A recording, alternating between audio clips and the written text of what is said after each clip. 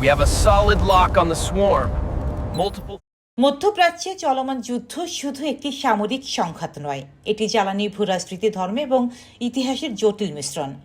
সংবাদে আমরা প্রতিদিন কিছু শব্দ শুনছি যেগুলো না বুঝলে পুরো পরিস্থিতি বোঝা কঠিন। হ্যালো বন্ধুরা, আজ আমরা সেই 10টি গুরুত্বপূর্ণ শব্দকে একটু গভীরভাবে বিশ্লেষণ করার চেষ্টা করব, যেগুলো মধ্যপ্রাচ্য চলমান যুদ্ধে ব্যাপকভাবে ব্যবহৃত হয়েছে। চলুন শুরু করা যাক।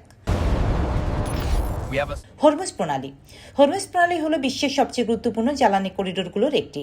প্রতিদিন লক্ষ লক্ষ ব্যারেল তেল এই পথ দিয়ে যায়, যার মধ্যে জাহাজ চলাচলের জন্য নির্দিষ্ট পথ আরও সংকীর্ণ।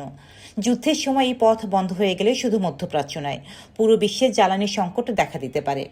ইরান অতীতে একাধিকবার হুমকি দিয়েছে এই প্রণালী বন্ধ করার, যা কার্যত বৈশ্বিক অর্থনীতিকে চাপে ফেলার একটি কৌশল। Shahed drone.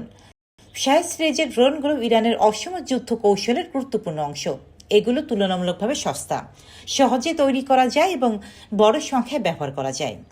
একটি শাহেদ ড্রোনের দাম যেখানে কয়েক হাজার ডলার, সেগুলো ঠেকাতে ব্যবহৃত প্রতিরক্ষা ক্ষেপণাস্ত্রের দাম হতে পারে লাখ লাখ ডলার। এই অর্থনৈতিক বৈষম্যই ইরানের জন্য বড় সুবিধা তৈরি করে। টমহক ক্ষেপণাস্ত্র। এই ক্ষেপণাস্ত্রটি আধুনিক যুদ্ধের অন্যতম নির্ভরযোগ্য অস্ত্র। এটি খুব নিচু দিয়ে উড়ে রাডার এড়াতে পারে এবং ভিএসও টেরিন ম্যাপিং প্রযুক্তি ব্যবহার করে লক্ষ্যবস্তুতে আঘাত করে।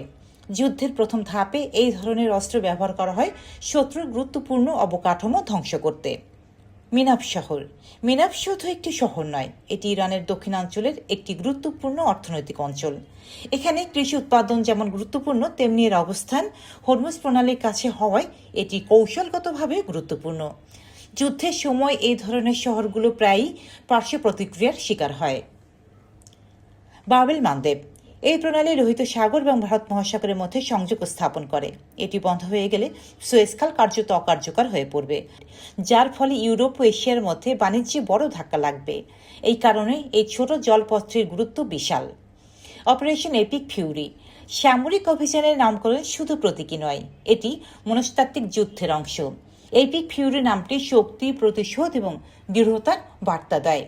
এ ধরনের নাম সাধারণত জনগণের সমর্থন বাড়াতে এবং শত্রুকে মানসিকভাবে চাপে রাখতে ব্যবহৃত হয়। আয়াতুল্লাহ। ইরানের ধর্ম রাজনীতি একে অপরের সঙ্গে গভীরভাবে জড়িত। আয়াতুল্লাহরা শুধু ধর্মীয় নেতা নন, তারা রাষ্ট্র পরিচালনার গুরুত্বপূর্ণ সিদ্ধান্ত প্রভাব ফেলেন। এই কারণে কোনো আয়াতুল্লাহর মৃত্যু বা পরিবর্তন পুরো দেশের নীতিতে বড় পরিবর্তন আনতে পারে। খার্ক দ্বীপ। ইরানের তেল রপ্তানির প্রধান কেন্দ্র এই দ্বীপ।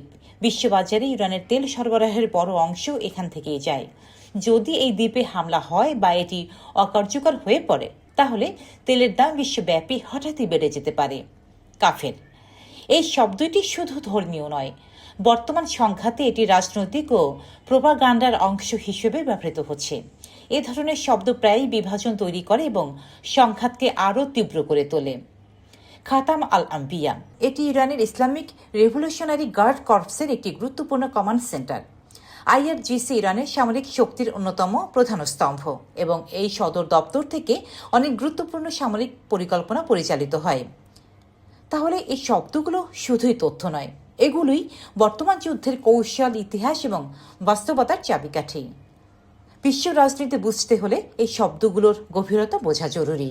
ভিডিওটি যদি ভালো লাগে তাহলে কমেন্টে আপনার মতামত জানান, সেই সাথে লাইক এবং শেয়ার করুন এবং সাবস্ক্রাইব করতে ভুলবেন না। দেখা হবে পরবর্তী ভিডিওতে। We have a solid lock on the swarm.